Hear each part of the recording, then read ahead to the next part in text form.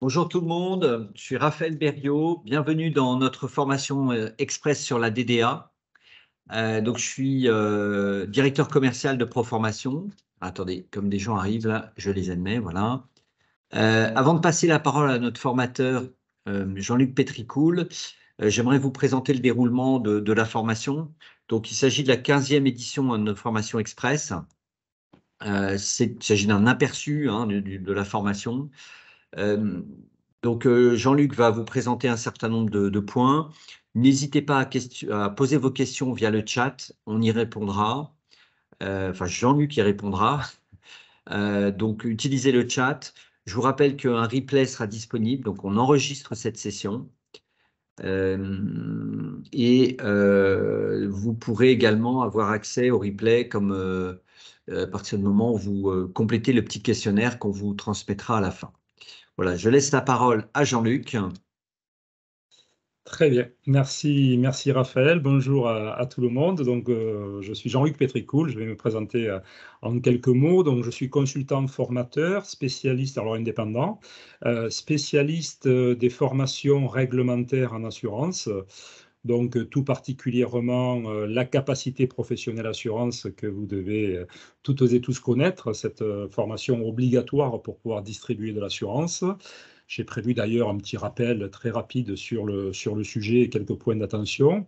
Et puis, bien évidemment, depuis 2019, sur les formations continues dites DDA, hein, donc ces fameuses formations de 15 heures.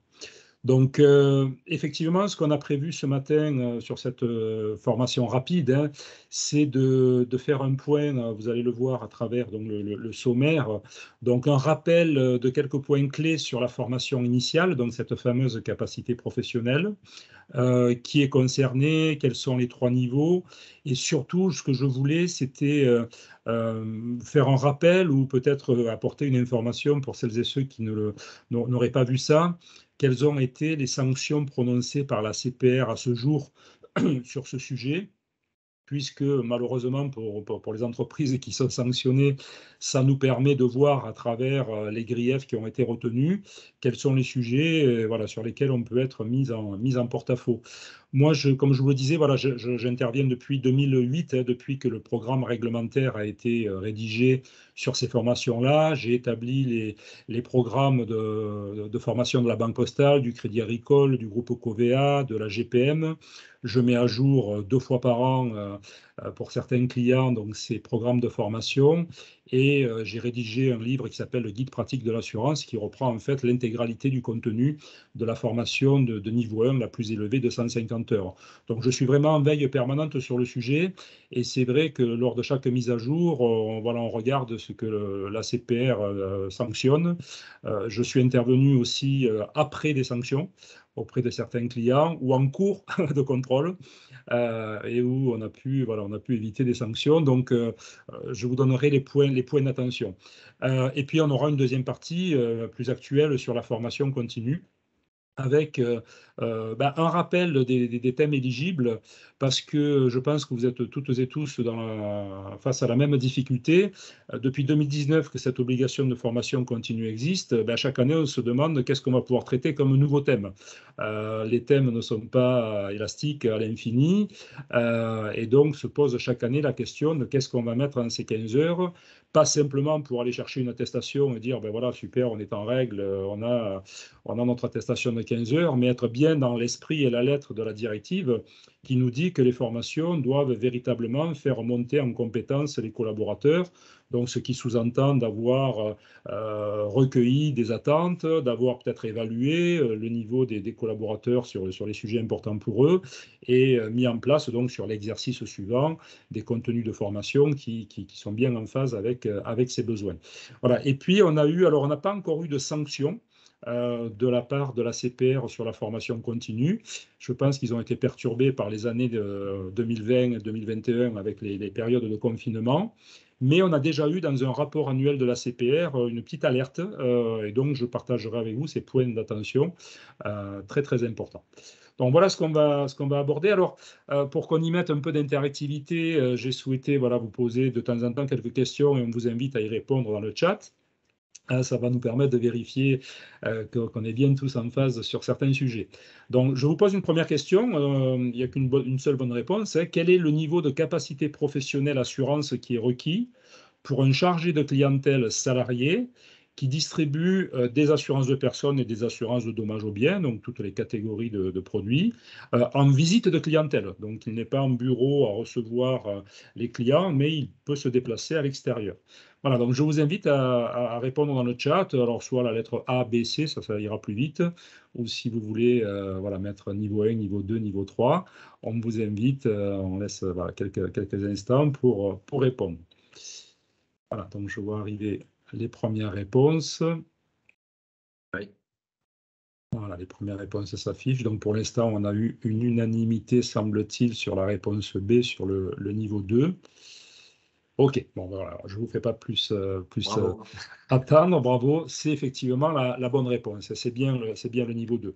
Alors, comme on a un temps qui est quand même assez court, hein, voilà, on va pas trop creuser tous les sujets, mais comme le support, vous pourrez le récupérer, voilà, j'ai choisi de remettre ces deux tableaux qui nous permettent de récapituler les niveaux de capacité professionnelle par rapport donc, aux tâches que font les collaborateurs.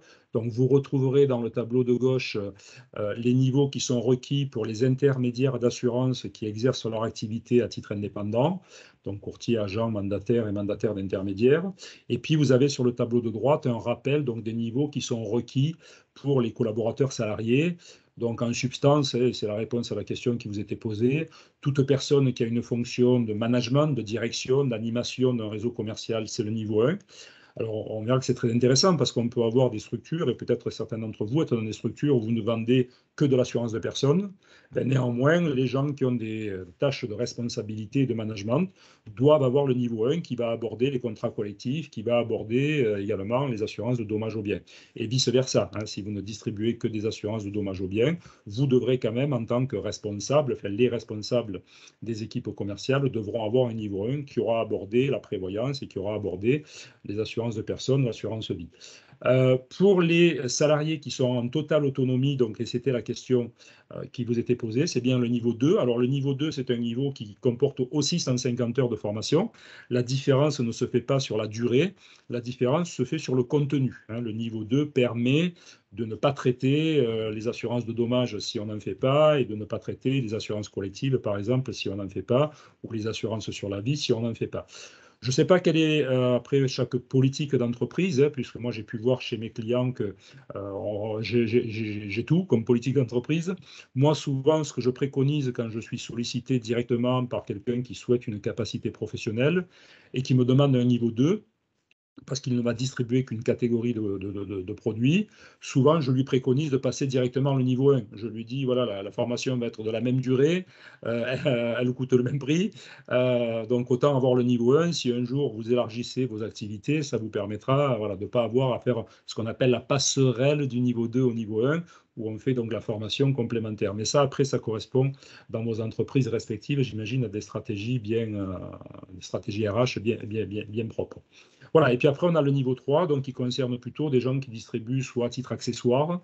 C'est le cas, par exemple, du vendeur de la boutique Bouygues Télécom, Orange ou SFR ou Free, qui va vendre de l'assurance accessoirement en parallèle des produits qu'il vend, ou des collaborateurs qui restent effectivement sur un point d'accueil fixe, plateforme téléphonique ou dans des bureaux, et qui sont sous la supervision permanente de quelqu'un qui a le niveau 1. Voilà, je ne vous fais pas plus long sur ce sujet. Concernant les sanctions, alors c'est intéressant de voir si vous avez déjà étudié ça. Est-ce que l'ACPR a déjà prononcé des sanctions sur la capacité professionnelle assurance? Réponse A, non, pas encore. Réponse B, oui, une fois et pour le niveau 1. Ou C, oui, deux fois pour le niveau 1 et pour le niveau 3. Voilà, je vous invite à répondre à cette question par le chat comme tout à l'heure, ce qui nous permet d'introduire le sujet des sanctions de la capacité professionnelle. Voilà, donc allez-y dans le chat si vous voulez bien nous mettre une réponse. Alors j'ai Sophie voilà, qui a réagi en premier, qui nous dit réponse C. Antoine, réponse C également. Sophie, Sophie ne sait pas. D'accord. Jessie qui nous dit réponse A, parfait. Bon, ben voilà, je vois que j'ai des réponses variées. Alors, ben, je vais vous donner la bonne réponse. Bravo aux deux premières personnes qui avaient bien répondu juste. On a déjà eu deux sanctions, hein, deux sanctions sur la capacité professionnelle assurance, et effectivement, une sur le niveau 1 et une sur le niveau 3. Alors, ces sanctions, vous les retrouvez facilement, hein, sur le site de la CPR, puisque toutes les sanctions sont répertoriées. Je vais vous mettre juste en substance. Alors, je ne sais pas si vous êtes déjà allé voir des sanctions sur le site de la CPR. C'est comme un jugement, hein. Ce sont des documents PDF qu'on peut récupérer de 5, 6, 7 pages où on voit les griefs qui étaient retenus par la CPR, comment l'entreprise s'est défendue et puis voilà ce qui en résulte. Et là, en l'occurrence, deux sanctions. Donc, vous voyez que la première sanction date de 2016. Donc, c'était à l'encontre de UFI France Patrimoine, qu'on appelait UFF communément, et qui est une filiale, alors à l'époque d'Aviva, qui est devenue maintenant Abeille Vie, hein. Donc, vous voyez quand même la sanction. Alors, ce qu'il faut savoir, je pense que ce sont des sujets que vous connaissez. Une sanction, elle est souvent donc, déjà administrative. Donc là, c'est le cas, c'est un avertissement. C'est le premier niveau des sanctions administratives. Ensuite, elle est pécuniaire. Donc, il y a une amende, là, 200 000 euros. Et puis surtout, ce qui fait souvent très mal, c'est la publication au journal officiel. Ça veut dire que bien évidemment, le lendemain, l'ensemble de la profession est au courant, ça part dans tous les journaux, les revues spécialisées. Bon, en termes d'image, c'est pas top. Alors, dans les grandes lignes, hein, vous récupérerez ça sur le support. Qu'est-ce qui avait été reproché à UFI France Patrimoine? Alors, UFI France Patrimoine ne distribuait que des produits d'assurance vie, hein. Assurance vie et prévoyance. Il ne faisait pas d'assurance auto, il ne faisait pas d'assurance habitation, même pas de contrat collectif, c'était uniquement du contrat au particulier en assurance vie et prévoyance. Donc, il a été reproché l'absence de délivrance de livrets de stage conformes aux exigences. Donc, ça veut dire que les livrets n'étaient pas rédigés comme ils doivent être rédigés. Ils n'avaient pas respecté l'obligation de veiller à ce que leurs salariés disposent de la capacité professionnelle requise, c'est-à-dire qu'il y avait des managers qui auraient dû avoir le niveau 1 qui n'avaient pas le niveau 1. La formation ne respectait ni la durée, donc il n'y avait pas les 150 heures, ni le programme minimum nécessaire à l'acquisition de la capacité. En fait, eux, ils se sont défendus en disant, mais on ne vend pas d'assurance auto, on ne vend pas de responsabilité civile, donc on a zappé l'unité 5 sur ces sujets-là. Et on leur a dit, ben non, les gens qui ont un poste de manager chez vous, ils doivent avoir le niveau 1, et le niveau 1 doit traiter des 5 unités qui sont dans le programme, dont les assurances de dommages. Voilà, donc vous avez la dernière phrase voilà, qui précise ça, qu'effectivement, ce n'est pas parce qu'ils ne distribuaient pas d'assurance de dommages que les managers ne devaient pas avoir un niveau 1 qui traitait ces sujets-là. Donc ça, c'est la première sanction. Alors la deuxième est arrivée à la fin de la même année, de l'année 2016. Alors celle-là, elle était très, très subtile, très intéressante. Elle nous a fait beaucoup réagir, nous, organismes de formation. Parce qu'en fait, là, c'est le courtier Santian, donc, qui commercialise à distance, à l'époque, uniquement des contrats santé. Donc, ce qui leur a été reproché, c'est que la formation donc de niveau 3, puisque les gens étaient sur des plateformes téléphoniques avec des managers, donc sur les managers, il n'y avait pas de souci. Par contre, sur les téléprospecteurs, les téléopérateurs, donc, qui avaient un niveau 3, il a été reproché d'avoir fait une formation avec des carences. Donc, quand on regarde le compte rendu du jugement, c'est que certains sujets n'étaient pas abordés, c'est qu'il y avait des erreurs, c'est que les chiffres n'étaient pas vraiment à jour, il y avait des chiffres qui dataient de plusieurs années, etc. Donc ça nous montre aussi la nécessité voilà, de mettre à jour, de suivre les contenus. Et puis alors, ce qui a été vraiment une révélation, vous le voyez, c'est le deuxième point, c'est que les pratiques commerciales déloyales n'étaient pas abordées dans le support de formation. Alors ça a fait beaucoup réagir. Pourquoi? Parce qu'en fait, les pratiques commerciales déloyales, c'est quelque chose qu'on trouve dans le code de la consommation. On ne le trouve pas dans le code des assurances. Et ça ne fait même pas partie du programme réglementaire du niveau 1 et du niveau 2. Donc c'est comme ça que Santian s'est défendu en disant, mais attendez, vous nous reprochez de ne pas avoir mis ça, ça y est, mais nulle part il est mention qu'on doit traiter de ce sujet. Et même dans le niveau 1 et dans le niveau 2 qui ont été définis par un arrêté ministériel, ça n'y est pas. Et regardez ce qui a été répondu, parce que ce que je vous ai mis, c'est in extenso ce qui a été répondu par la CPR.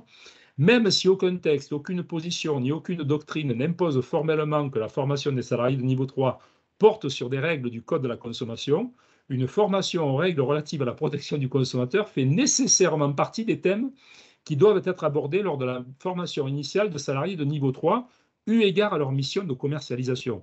Donc, voyez, et le niveau 3, on n'a même pas de programme. Hein. Le niveau 3, c'est une formation d'une durée raisonnable et adaptée aux produits commercialisés. Il n'y a pas de programme. Donc tout ça, voilà, je voulais le partager avec vous ce matin, soit en rappel pour certains, soit en information importante pour d'autres, sur le fait qu'il faut être extrêmement vigilant et quasiment en capacité d'anticiper des sujets qu'on doit mettre que voilà, la CPR pourrait nous reprocher de ne pas avoir mis dans des contenus de formation. Dernière chose sur ce sujet pour info, moi j'ai accompagné un courtier qui justement travaille en vente par téléphone, qui a été contrôlé sur la capacité professionnelle assurance. Ils n'étaient pas en règle, la CPR a été sympa, leur a donné un mois pour former au niveau 1 tous leurs managers parce que certains managers n'étaient pas formés. Donc j'ai demandé après le contrôle à la responsable formation comment ça s'était passé. Bon, ça s'est bien passé. Et elle m'a dit, ils nous ont demandé tes PowerPoint et ils nous ont demandé tes PowerPoint avec les commentaires formateurs. Alors, donc sachez qu'en cas de contrôle de la CPR, ça va aller jusque-là. Ils vont vous demander les supports de formation et ils vont regarder ce qu'il y a dans les commentaires des supports de formation. Donc voilà, alerte importante sur la capacité professionnelle assurance. Même si c'est quelque chose qu'on connaît bien voilà, et qui est établi maintenant depuis 2008, il me paraissait nécessaire de faire un rappel sur cette première partie. Deuxième partie, on va aborder la formation continue, donc DDA de 15 heures par an, qui est beaucoup plus récente. Et là, je l'introduis là aussi avec une question. La liste des compétences éligibles pour les actions de formation continue se limite à des sujets d'ordre réglementaire. Autrement dit, est-ce que dans les thématiques que l'on aborde dans la formation continue, on doit se concentrer uniquement sur des sujets d'ordre réglementaire? Voilà, là, je vois des réponses qui arrivent très vite, où vous me dites non, non, c'est faux, c'est faux. Voilà, parfait, donc vous avez bien raison. Alors, je l'ai posé comme ça la question, pourquoi? Parce que je pense que si vous étiez déjà en poste à cette époque-là, 2018-2019, quand c'est arrivé, 2018, c'était la crainte qu'on avait en réalité. On se disait, aïe, aïe, aïe, qu'est-ce qu'ils vont nous pondre? Ils vont nous mettre des obligations de faire des formations sur la lutte contre le blanchiment, le devoir de conseil, les obligations d'information. Mais qu'est-ce qu'on va faire chaque année, 15 heures par an, sur ces sujets? Et la bonne nouvelle, vous l'avez vu, la bonne nouvelle, c'est que l'arrêté donc, du 26 septembre 2018, que vous retrouvez facilement sur Légifrance, a en fait donc mis 4 catégories, 4 thématiques, les compétences professionnelles générales, les compétences professionnelles spécifiques aux produits que l'on distribue, des compétences spécifiques à certains modes de distribution, on est plutôt sur les modes de distribution à distance, et des compétences professionnelles spécifiques à certaines fonctions, on est plutôt sur des fonctions managériales. Donc, je ne vais pas vous recommander tous ces sujets que vous connaissez certainement et que vous avez étudiés, mais ce que je voulais, à travers ce premier point sur la formation continue DDA, c'est rappeler qu'en réalité, on a des thématiques qui sont hyper larges. Hein.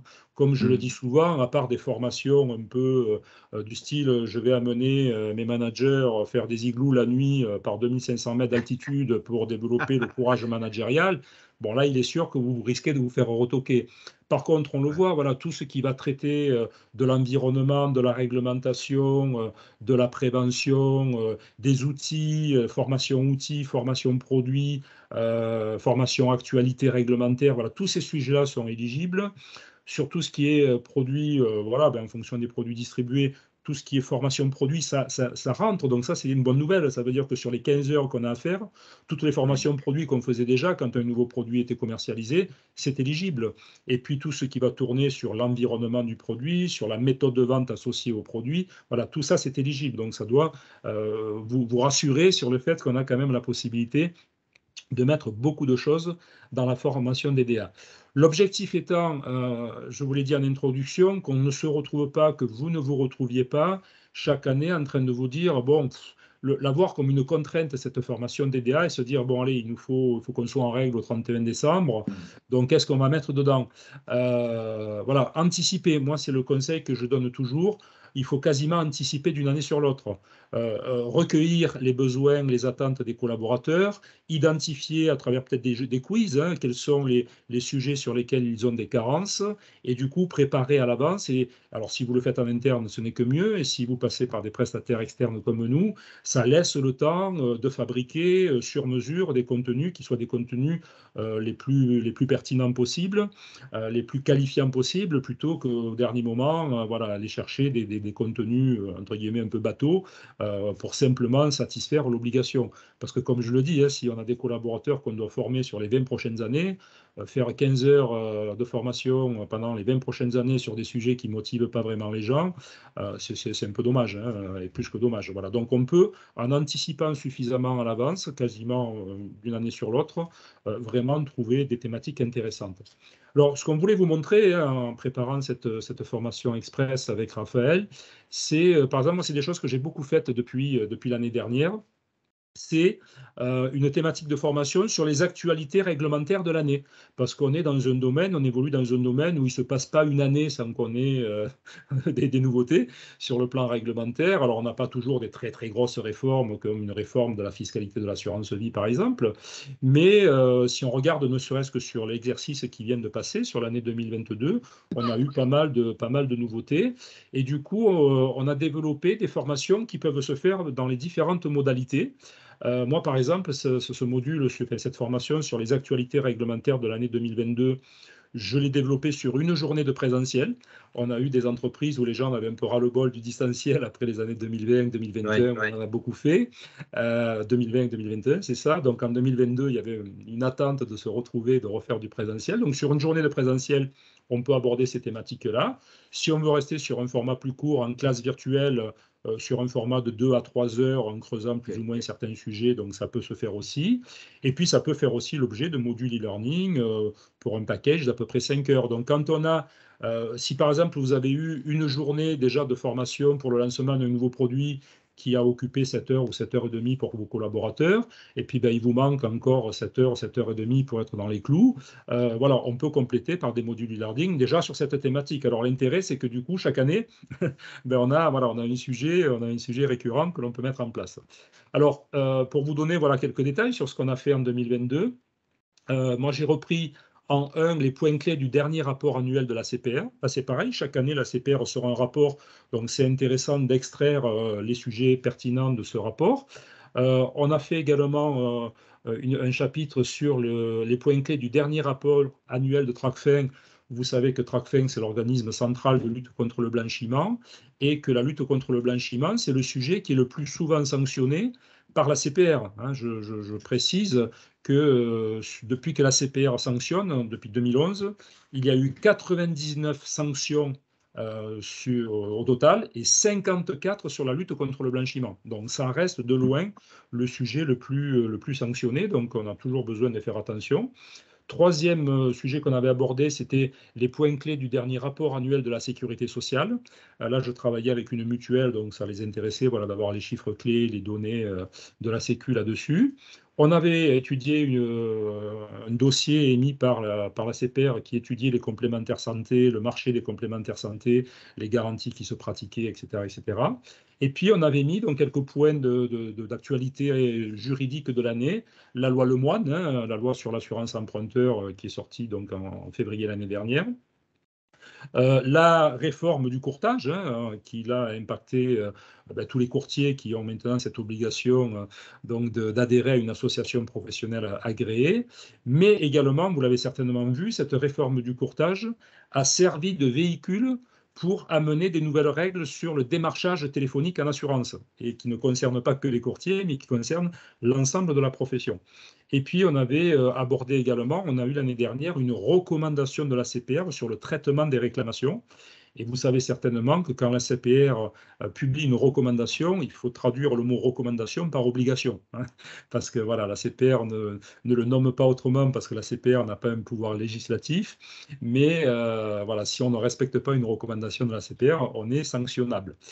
Voilà, alors, juste on a fait un petit extrait, hein, on est sur un format très court. Donc voilà par exemple comment on a abordé le sujet de la nouvelle réglementation sur le démarchage téléphonique. Voilà, en définissant bien le cadre de ce qu'est le démarchage téléphonique, que ça concerne les contacts à froid, auprès donc de prospects non professionnels et de personnes qui ne nous ont pas sollicités. Mais ça m'a permis de vérifier par exemple avec certains clients qu'ils se retrouvaient à faire du démarchage téléphonique alors qu'ils pensaient ne pas en faire. Je vous donne un exemple très concret. C'est le cas d'une mutuelle qui propose des contrats collectifs de santé et qui me disait, ben, nous, les adhérents donc, sont adhérents à travers un contrat collectif, mais il arrive que ces adhérents quittent l'entreprise et après donc, une certaine période, ben, voilà, sortent de notre fichier forcément, donc ils ne sont plus clients. Et ce qu'on fait, c'est que souvent, au bout de quelques mois ou d'un an, on rappelle ces personnes-là pour savoir ce qu'ils sont devenus et éventuellement leur proposer une complémentaire santé en direct. Et la question qu'ils me posaient, c'est est-ce que c'est du démarchage? Et je leur disais, ben oui, là, c'est du démarchage. Parce que cette personne, elle n'est plus cliente chez vous, elle n'est plus adhérente chez vous, elle n'est plus dans vos fichiers, elle ne vous a pas sollicité, vous l'appelez par téléphone, là, vous rentrez dans le cadre du démarchage téléphonique. Alors que quand il était dans votre portefeuille client, il avait une complémentaire santé par son contrat collectif, vous l'appeliez en direct pour lui proposer une assurance des accidents de la vie, un contrat complémentaire. Là, on n'était pas dans la définition du démarchage téléphonique. Donc, vous voyez, c'est un genre de sujet particulièrement important.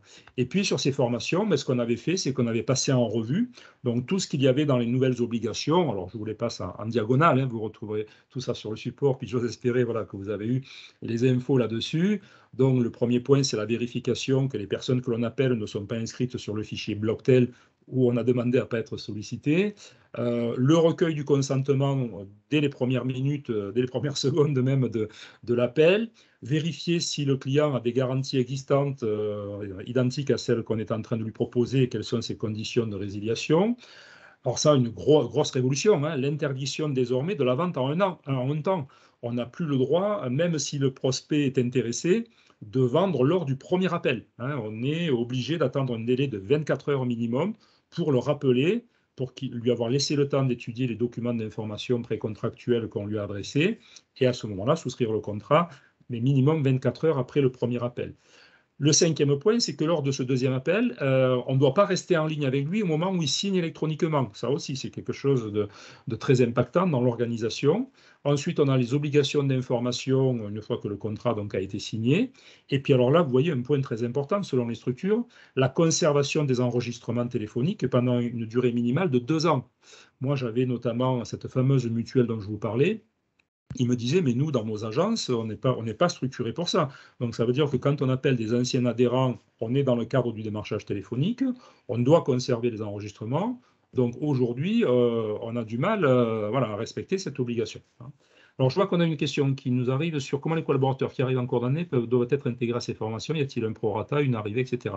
Alors, a priori, la règle, c'est que quand un collaborateur arrive dans l'entreprise, la première année, il passe sa capacité professionnelle assurance. Voilà. Donc, la première année, il n'est pas soumis à l'obligation de formation continue, puisque la formation continue, c'est pour mettre à jour, c'est pour maintenir ses compétences. Donc, la première année, j'acquiers des compétences par une formation initiale. Donc, il faut qu'elle soit bien tracée, il faut qu'elle soit bien conforme. Et ensuite, à partir de la deuxième année, là, je rentre dans le process de formation continue. Pour l'instant, on en est sur cette position. Il nous reste vraiment quelques minutes, donc je voulais insister sur un point important. Je vous l'ai dit en introduction, on n'a pas encore eu de sanctions sur la formation continue, mais dans le dernier rapport ou l'avant-dernier rapport annuel de la CPR, ils ont déjà fait des contrôles.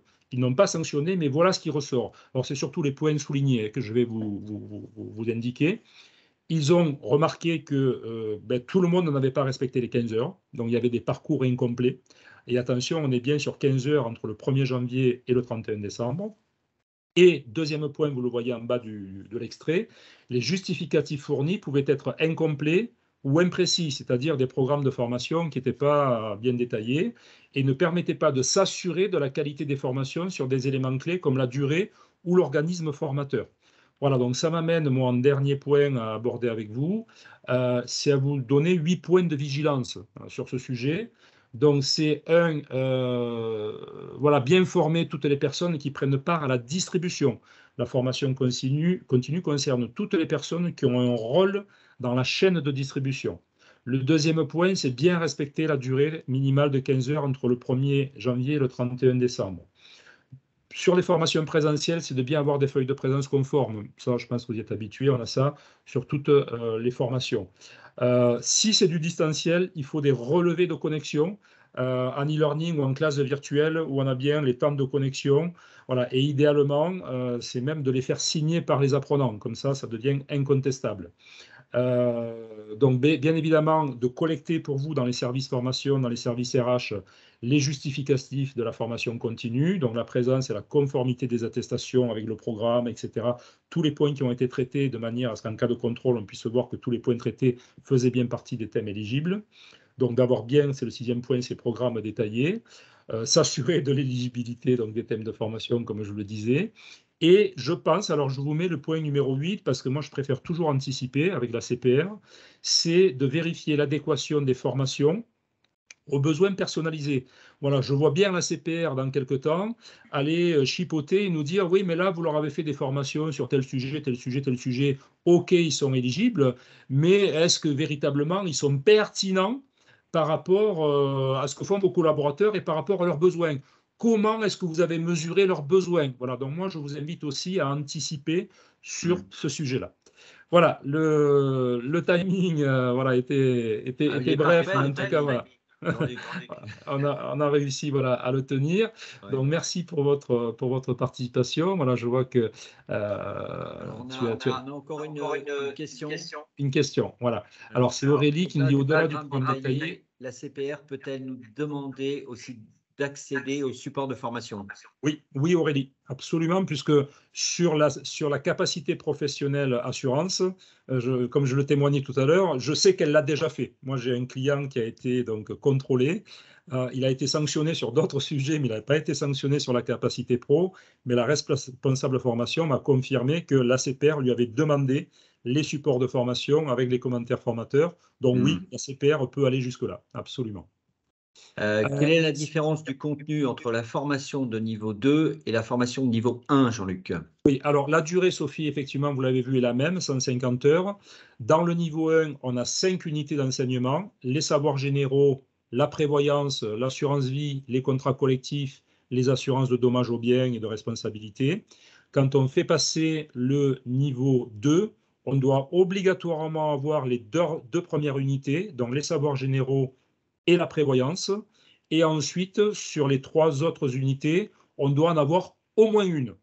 Alors très souvent, ce qui se passe, c'est que les gens qui ne font que de l'assurance de personnes prennent l'unité 1 sur les savoirs généraux, la prévoyance, l'assurance vie et les contrats collectifs et ne prennent pas les assurances de dommages. Et ceux qui ne vendent que de l'assurance de dommages, la plupart du temps, enlèvent les contrats collectifs et l'assurance vie. Et ceux qui ne font pas de contrats collectifs, parfois enlèvent que les contrats collectifs. Voilà. Donc les textes nous disent qu'effectivement, au minimum, quand on a le niveau 2, on doit avoir l'unité 1, l'unité 2 et une 3e unité qui est adaptée au secteur d'activité dans lequel on travaille. C'est très clair. Autre question de Christine. A-t-on une définition de prenant part à la distribution? Par exemple, quelles fonctions support sont concernées? Alors, en réalité, quand on regarde les textes, ça c'est une question importante, Christine, quand on regarde les textes, ce qui semble exclu, je prends des précautions, vous voyez, quand je vous dis ce qui semble, hein, les textes excluent, mais voilà, ce qui semble exclu, c'est les activités exclusives, le mot exclusif apparaît dans le texte du Code des assurances, une activité exclusive de gestion. Donc ça veut dire qu'un gestionnaire qui ne fait que de la gestion n'est pas considéré comme prenant part à la chaîne de distribution. Mais il faut faire attention parce que selon les entreprises, si vous avez des gestionnaires qui peuvent être amenés à faire ce que j'appelle du rebond commercial ou qui peuvent être amenés à faire un devis. Le client les appelle voilà, pour avoir un renseignement sur leur contrat. Je ne me souviens plus ma garantie, quelle est ma garantie, etc. Ah bon, mais si je monte de garantie, qu'est-ce que ça donne? Ben, attendez, je vais vous le tarifer. On est dans la distribution. Voilà. Donc là, on n'est plus dans un acte exclusif de gestion. Donc prendre part à la préparation d'un contrat, à la présentation de garantie d'un contrat, tout ça, c'est bien défini comme faisant partie de la distribution. Donc voilà, donc ça veut dire que des fonctions qui vraiment n'ont aucun rapport avec voilà, une tarification, une présentation de garantie, une réponse par écrit sur des garanties, etc. Voilà, on peut dire que ceux-là sont exclus de la distribution. Mais toute personne qui, à un moment donné, peut être amenée à communiquer avec un client, avec un adhérent, avec un sociétaire, quelque chose qui a trait à un tarif, à une garantie, méfiance. Voilà, méfiance, ouais. Absolument. Très bien. Est-ce que vous avez d'autres questions? Oui, Sophie, à nouveau. Donc, concernant les collaborateurs concernés éligibles qui ont été définis par l'entreprise, que peut nous demander la CPR? Les fiches de poste, ouais. Hein, les fiches de poste. les fiches de Ah oui. poste qui vont voilà, clairement définir quelles sont les missions du collaborateur et c'est à partir de là qu'ils vont vérifier il fait partie des gens inclus dans la distribution ou pas. Je vois que Pascal nous posait une question au-dessus. Est-ce que le contact avec le client est obligatoirement oral ou écrit? Les deux, mon général. Dans les deux cas. Je vais lui donner une petite anecdote rapide parce que je vous l'ai dit, j'ai travaillé avec la Banque Postale depuis 2008 là-dessus. Ils avaient posé la question sur les facteurs. Vous savez, au moment où ils ont lancé l'assurance auto et l'assurance habitation en 2010, bon, forcément, ils voulaient communiquer largement sur le sujet puisque c'était la dernière banque qui venait sur le marché de l'assurance de dommages. Et ils s'étaient posé la question sur les facteurs, en imaginant voilà, dans un village, dans la ruralité, le facteur il joue un rôle important. Et puis on imaginait voilà, le client qui dit, tiens, dites-moi facteur, j'ai vu une publicité à la télé, j'ai vu que maintenant vous faites de l'assurance auto. Alors dites-moi, elle marche comment cette assurance auto?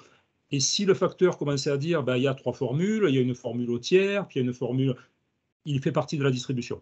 Voilà. Donc il commence l'acte de distribution. Le simple fait de présenter oralement ou par écrit, disent les textes, des garanties d'un contrat, c'est déjà faire partie de la distribution. Donc, ils avaient décidé, ils avaient dit, bon voilà, le facteur n'en parlera pas du tout, à la limite, il aura des dépliants sur lui, il remettra les dépliants, ça c'est bon, il n'y a pas de problème, on peut remettre un document, mais présenter par écrit nous-mêmes une proposition écrite ou oralement, c'est déjà faire de la distribution. Très bien. D'autres questions? N'hésitez Voilà, pas, sur on a d'autres encore quelques questions, minutes, hein. je vous en prie, Pascal.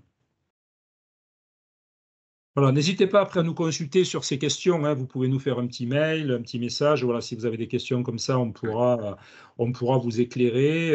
Vous envoyer d'ailleurs, on les trouve, hein, les textes officiels, le code des assurances, bien évidemment. Et puis tout ce qu'il y avait dans la directive DDA, de toute façon, a été transcrit dans le code des assurances. Donc voilà, on a les termes précis. Après, comme je vous le disais, voilà, c'est le jour où on a une sanction qu'on voit jusqu'où finalement il fallait interpréter le texte. C'est pour ça que moi, ma doctrine est plutôt d'être plutôt trop précautionneux sur le sujet que pas assez.